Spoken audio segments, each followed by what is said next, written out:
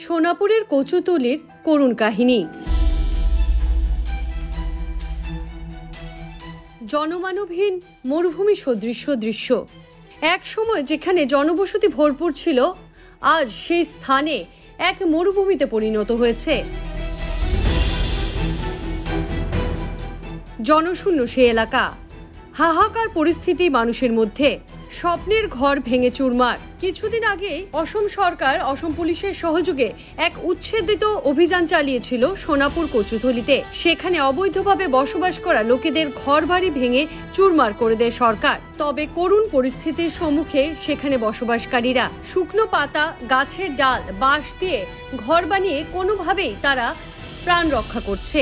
ছাদ থেকে বৃষ্টির জল বয়ে যাচ্ছে। দেখা দিয়েছে চরম খাদ্য সংকট। স্থানীয় জনগণের আবেদন, যদি ঘর ভাঙারই ছিল তবে মুখ্যমন্ত্রী যেন আমাদেরকে থাকার একটি ব্যবস্থা করে দেন। পরিবার নিয়ে নিরুপায় হয়ে পড়েছেন কচুতলির উচ্ছেদিত জনতা। এমন কদর্যময় পরিবেশে থেকে দেখা দিয়েছে তাদের বিভিন্ন ধরনের অসুখ। এক ভয়ানক পরিবেশের মধ্য দিয়ে দিন কাটাচ্ছেন উচ্ছেদিত সোনাপুর কচুতলির মানুষেরা। মুখ্যমন্ত্রীর প্রতি উচ্ছেদিত মানুষের প্রশ্ন, আমরা যাব তো যাব কোথায়? অতি সত্বর তারা পুনঃসংস্থাপনের দাবি জানিয়েছেন মুখ্যমন্ত্রীর কাছে। আমার তো ঘর দুয়ার সব ভাঙিয়ে দিলা, এতিয়া সরকারে কিবা এটা পদক্ষেপ আমার বাবে ললে ভাল হল। আর এতিয়া যদি বৰষুণত জিকি জিকি জ্বৰ হৈ গ'ল, অসুস্থ হৈ আছো, এতিয়া আমাৰ ফালে কোনো ব্যৱস্থা সা সুবিধা অহাও নাই। আমি ইয়াৰ মানুহ হয়, আমার জন্ম ইয়াত হয়েছে। আজি আমার উপর যি নির্যাতন চলি আছে, এই নির্যাতনের বাবে আমি এতিয়ালৈকে বাট চাই আছো যে কোনো দল সংগঠন বা কোনোবা আহি বা সরকারের ফালৰ পৰা আহি কিনে আমাক কিবা এটা প্ৰতিশ্ৰুতি দিব বুলিকে।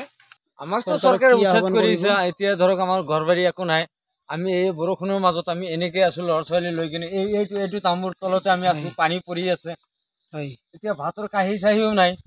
বেলেগৰ পৰা কপাল কাটা এজনে তাৰমানে আমাক এটা কাঁহী এটা দি গৈছিল, এটা কেৰাহী দি গৈছে। সেইটোতে মই ভাত বনাওঁ, সেইটোতে চব্জি বনাওঁ, সেনেকে খাই বৈ আৰু জীয়াই আছো। আৰু এই চাওক আপোনাৰ কাপোৰ কানি চব জিকিয়ে একদম কেনেকে হৈ আছে। পোৱালীকেইটা এই মাত্ৰ এইখিনিত গ'ল পোৱালীকেইটা, নহ'লেতো আপোনাক দেখুৱাই দিব পাৰিলো হয় কেনেকে চলি আছো আমি। আমাক যদি চৰকাৰে পকী ঘৰ, তাহাঁতে পকী ঘৰ, এই ফুলৰ ঘৰ, মোৰ পকী ঘৰে আছিল, চব এতিয়া নাইকিয়া হৈছে। এতিয়া এই ঝুপৰিত থাকিব লগা হৈছে। মানুহৰ কিমান শাস্তি। আৰু প্ৰশাসনৰ আমাৰ মুখ্যমন্ত্ৰী মহোদয়ক আমি এটা অনুৰোধ কৰো কি, আমাক থাকিবলৈ কোনো জাগা নাই। আমাক যদি মুখ্যমন্ত্ৰী মহোদয়ে যদি আমাক যদি থাকিবৰ কাৰণে অলপ যদি জাগা দিয়ে, তথাপিও আমাৰ বহুত শান্তি। এই জাগাখিনি আমাক হিমন্ত মামাই দিলে আমি বহুত ভাল পাম। আমাৰ তাৰমানে কোনো জাগাত মাটি নাই। কোনো জায়গাত যদি আমার যদি সম্পত্তি পায় আমাক দিব নালাগে। যদি নাই, যদিহে আমার আছে তেতিয়া আমাক দিব নালাগে। যদি নাই তেতিয়াহ'লে আমাক সরকারের মাটি দিব লাগে।